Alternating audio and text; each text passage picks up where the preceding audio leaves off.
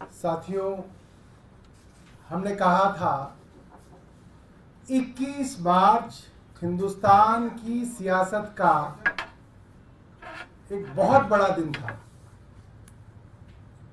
और 21 तारीख से चीजें बदलनी शुरू हुई। आज 2 अप्रैल को मंगलवार के दिन आज देश की सबसे बड़ी अदालत सुप्रीम कोर्ट के 3 जज बेंच ने आम आदमी पार्टी के सांसद माननीय संजय सिंह जी की बेल सुनी और खुद जज साहब उसके अंदर कुछ प्रश्न केंद्र सरकार से पूछ रहे थे, जिसके जवाब केंद्र सरकार ईडी के पास नहीं थे। कोर्ट के प्रश्न थे, आप कह रहे हैं कि दिनेश अरोड़ा ने इस दौरान जेल में बंद होने के बाद, जेल में रहते हुए, सरकारी गवाह बनने के बाद उसके 10 बार बयान लिए गए। 10 बार। उन 10 बयानों में संजय सिंह जी के बारे में कोई बात नहीं कही गई। 10 बार के बयानों में। उसके बाद दिनेश अरोड़ा को दोबारा गिरफ्तार किया जाता है और उससे 11वां बयान लिया जाता है। 11वें बयान के अंदर वो एक बहुत ही गोलमोल सी बात कहता है कि मेरे एक आदमी ने संजय सिंह के एक आदमी को 1 करोड़ रुपए 2 बार दिए। सिर्फ ये बयान है। उसका जो आदमी है उसकी कोई गवाही नहीं, संजय सिंह जी का जो आदमी है उसकी कोई गवाही नहीं। 1 करोड़ रुपए कहाँ है किसी को कुछ पता नहीं, कहाँ पहुंचे कोई पता नहीं, रिकवरी हुई कोई नहीं हुई, अटैचमेंट हुई कोई नहीं हुई। सिर्फ एक आदमी का बयान, एक आदमी का बयान जो 10 बार बयान दे चुका है और संजय सिंह जी के बारे में कुछ नहीं कहता, उसके ऊपर दबाव डाल के 11वां बयान कर लो और आप राज्यसभा का वो सांसद उठा लो जो केंद्र सरकार से सवाल पूछता है एक आदमी के बयान पे। इसका जवाब केंद्र सरकार के पास नहीं था। सुप्रीम कोर्ट का दूसरा सवाल था, क्या कोई पैसा रिकवर हुआ है, क्या कोई पैसा अटैच किया गया है? जब कोई पैसा रिकवर ही नहीं हुआ, अटैच ही नहीं हुआ, तो पीएमएलए कैसे लगा है? इसका कोई जवाब ईडी के पास नहीं था, केंद्र सरकार के पास नहीं था। अंततः सुप्रीम कोर्ट ने यह कहा कि यह कैसे मान लिया जाए कि एक गवाह ने 11 बयान दिए, उसमें से 10 आप कूड़े के कचरे के डब्बे में डाल दोगे और एक बयान आप जो उन्होंने संजय सिंह के खिलाफ दिया उसको आप दे दोगे कोर्ट में। ये कैसे फैसला कर सकते हैं आप? बाकी 10 बयान आपने रिकॉर्ड पे क्यों नहीं डाले हैं? इसका जवाब कुछ केंद्र सरकार के पास नहीं था। यह ठीक वही बात है जो मुख्यमंत्री जी ने राउज एवेन्यू कोर्ट में बोली कि एक आदमी से 7 बार बयान लिए गए हैं। 6 बार उसने कुछ नहीं बोला, आपने उनके बच्चों को जेल में डाल दिया, 6 महीने जेल में सड़ाया, फिर आपने मेरे खिलाफ बयान ले लिया, उस बयान पे आपने गिरफ्तार कर लिया। ठीक वैसी ही बात आज सुप्रीम कोर्ट ने पूछी, जिसके बारे में कोई जवाब केंद्र सरकार के पास नहीं था। और सुप्रीम कोर्ट ने लंच आते आते ईडी को यह कहा, अगर आप कोई इंस्ट्रक्शन लाते हैं तो लेके आइए, वरना हम इनको रिहा करेंगे और रिहाई में जो हम जजमेंट लिखेंगे वो आपके पूरे केस को तहस नहस कर देगा, उसके रिपरकशंस होंगे। और डर के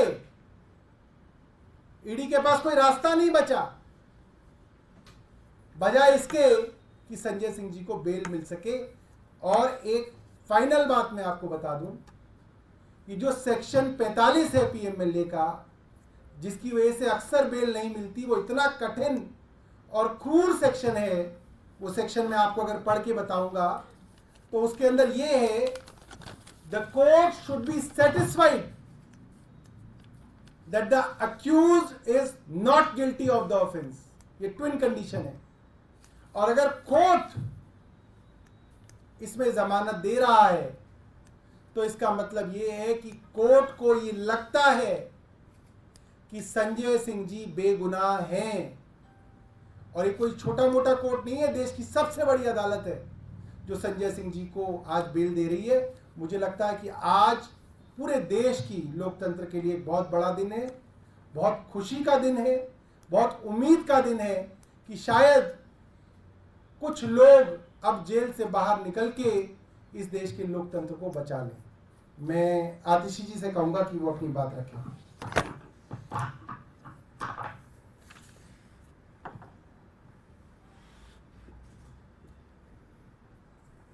आज संजय सिंह जी की जमानत ने साबित कर दिया कि आखिरकार जीत सत्य की ही होती है। आप सत्य को दबा सकते हैं, लेकिन आप सत्य को मिटा नहीं सकते हैं। आज संजय सिंह जी की जमानत ने यह दिखा दिया। हमने देखा कि किस तरह से पिछले 2 साल से एक एक करके आम आदमी पार्टी के नेताओं को झूठे केसों में गिरफ्तार किया जा रहा था, फंसाया जा रहा था। पहले सत्येंद्र जैन जी को जेल में डाला, फिर मनीष सिसोदिया जी को जेल में डाला, फिर संजय सिंह जी को जेल में डाला, फिर अरविंद केजरीवाल जी को गिरफ्तार करके जेल में डाला। लेकिन आज संजय सिंह जी की जमानत ये बताती है कि आखिरकार जीत सत्य की ही होती है। आज संजय सिंह जी की कोर्ट प्रोसीडिंग्स में 2 महत्वपूर्ण बातें इस केस की पूरे देश के सामने आई हैं। सबसे पहला, जो सुप्रीम कोर्ट ने सवाल पूछा जिसका ईडी के पास कोई जवाब नहीं था कि मनी ट्रेल कहां है। आज इस इन्वेस्टिगेशन को होते हुए 2 साल हो गए। ईडी ने, सीबीआई ने 500 से ज्यादा अफसर लगाए इस केस की इन्वेस्टिगेशन में, लेकिन 2 साल में भी आम आदमी पार्टी के किसी नेता के पास 1 रुपया भी प्रोसीड्स ऑफ क्राइम का नहीं मिला। तो आज जब कोर्ट में पूछा गया कि पैसा कहां है, मनी ट्रेल कहां है, प्रोसीड्स ऑफ क्राइम कहां है, तो ईडी का कोई जवाब नहीं था इस सवाल को लेकर। दूसरी महत्वपूर्ण चीज, जो ईडी का सारा केस है जिसके तहत संजय सिंह जी को गिरफ्तार किया, मनीष सिसोदिया जी को गिरफ्तार किया, दिल्ली के मुख्यमंत्री अरविंद केजरीवाल जी को गिरफ्तार किया, सिर्फ और सिर्फ अप्रूवर्स के बयान के आधार पर है। ऐसे अप्रूवर्स जिन्होंने 1 बार, 2 बार, 3 बार, 4 बार पहले बयान दिए जिसमें आम आदमी पार्टी के किसी नेता के खिलाफ कोई एलिगेशन नहीं था, लेकिन उन पे दबाव बनाया गया, उनको धमकाया गया, उनको जेल में डाला गया जब तक उन्होंने आम आदमी पार्टी के नेताओं के खिलाफ गवाही नहीं दी। और जैसे ही वो आम आदमी पार्टी के नेताओं के खिलाफ गवाही देते हैं, गवाहियां बंद हो जाती हैं, स्टेटमेंट्स बंद हो जाते हैं, इन अप्रूवर्स को बेल मिल जाती है, जेल से बाहर आ जाते हैं। जैसे दिल्ली के मुख्यमंत्री अरविंद केजरीवाल जी ने राउज एवेन्यू कोर्ट में बताया था कि शरत रेड्डी, उसने 11 बयान दिए और दिल्ली के मुख्यमंत्री अरविंद केजरीवाल जी के खिलाफ कुछ नहीं बोला, लेकिन उस पर दबाव बनाते रहे, उसको महीनों तक जेल में रखा। जब आखिरकार टूट कर, हार कर उसने अरविंद केजरीवाल जी के खिलाफ बयान दे दिया तो उसको तुरंत बेल मिल गई। राघव मगुंटा रेड्डी, उसने 6 बयान दिए जिसमें उसने अरविंद केजरीवाल के खिलाफ कुछ नहीं बोला, लेकिन उसे गिरफ्तार किया, उसे 6 महीने जेल में रखा। जब वो टूट गया, उससे 7वां बयान अरविंद केजरीवाल के खिलाफ लिया, उसके बाद कोई बयान नहीं हुआ। उसके बाद राघव मगुंटा को बेल मिल गई। राघव मगुंटा के फादर मगुंटा श्रीनिवासलू रेड्डी, उन्होंने 2 बयान दिए जिसमें अरविंद केजरीवाल का नाम नहीं लिया, लेकिन जब 6 महीने तक बेटा जेल में रहा तो वो पिता उसके टूट गए और उन्होंने अरविंद केजरीवाल के खिलाफ बयान दे दिया। बेटे को बेल मिल गई, उसके बाद कोई बयान नहीं हुआ। उसी तरह से आज संजय सिंह जी के केस में दिनेश अरोड़ा के बयान के बारे में कई सवाल उठे। सुप्रीम कोर्ट ने भी ईडी से पूछा कि 10 बयान दिनेश अरोड़ा ने दिए जिसमें उसने संजय सिंह के खिलाफ कुछ नहीं बोला। फिर एक 11वां बयान हुआ जिसमें जब वो संजय सिंह के खिलाफ बयान देते हैं तो उसके बाद बयान होने बंद हो जाते हैं। तो आज सुप्रीम कोर्ट के सामने ईडी का पर्दाफाश हो गया जब उनसे पूछा गया कि पहले 10 बयान आपने सामने क्यों नहीं रखे? 11वें बयान में ऐसा क्या था कि आपने सिर्फ एक बयान मांगा? उसके बाद आपने बयान क्यों नहीं लिए? तो आज ये पूरे देश को पता चल गया कि ये तथाकथित शराब घोटाला सिर्फ और सिर्फ अप्रूवर्स के, सरकारी गवाहों के दबाव पूर्वक लिए गए झूठे बयानों के आधार पर खड़ा हुआ है। आज जो ईडी का पर्दाफाश हुआ है पूरे देश के सामने, अब हम ये उम्मीद करते हैं कि इस केस में जो एक मनी ट्रेल है उसको अब ईडी इन्वेस्टिगेट करेगी, उसकी जांच करेगी। जो शराब कारोबारी शरद चंद्र रेड्डी ने 55 करोड़ रुपया भारतीय जनता पार्टी को दिया, जो इस केस की इकलौती एस्टैब्लिश्ड मनी ट्रेल है, उसकी ईडी जांच करेगी। उस पे ईडी अपनी एफआईआर फाइल करेगी, भारतीय जनता पार्टी को आरोपी बनाएगी और भारतीय जनता पार्टी के राष्ट्रीय अध्यक्ष को गिरफ्तार करेगी और उनसे पूछताछ करेगी, क्योंकि मनी ट्रेल अगर इस पूरे केस में कोई है तो वो शराब कारोबारी शरद रेड्डी से भारतीय जनता पार्टी तक है। अब मैं माइक जैस्मिन जी को दूंगी कि वो अपनी बात रखें।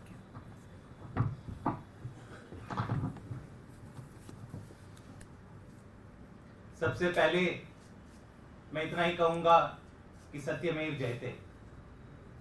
आज केवल आम आदमी पार्टी के लिए नहीं, देश के हर एक देशभक्त के लिए जिसको सच में विश्वास है, जिसको भारत के संविधान में विश्वास है, उसकी आज जीत हुई।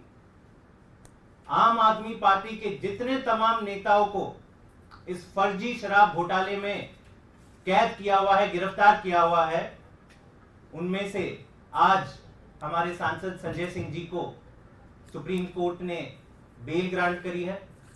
और मैं इतना ही कहूंगा कि पिछले 2 सालों से जो भाजपा ने एक झूठों का पहाड़ बनाया हुआ था, हर तरह का प्रोपेगेंडा चलाया था कि बहुत बड़ा शराब घोटाला हो गया है और फला फला व्यक्ति ने फला फला कहा इसलिए बड़ा घोटाला हो गया है, उसका पर्दाफाश आज हुआ।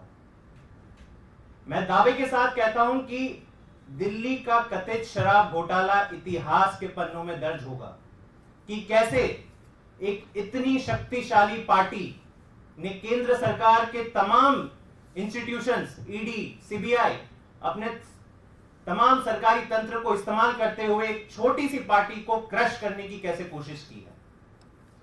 2 साल से इन्वेस्टिगेशन चल रही है। 2 साल से हम पूछ रहे हैं कि अगर आप कह रहे हैं इतना बड़ा घोटाला हुआ है तो मनी ट्रेल कहां है?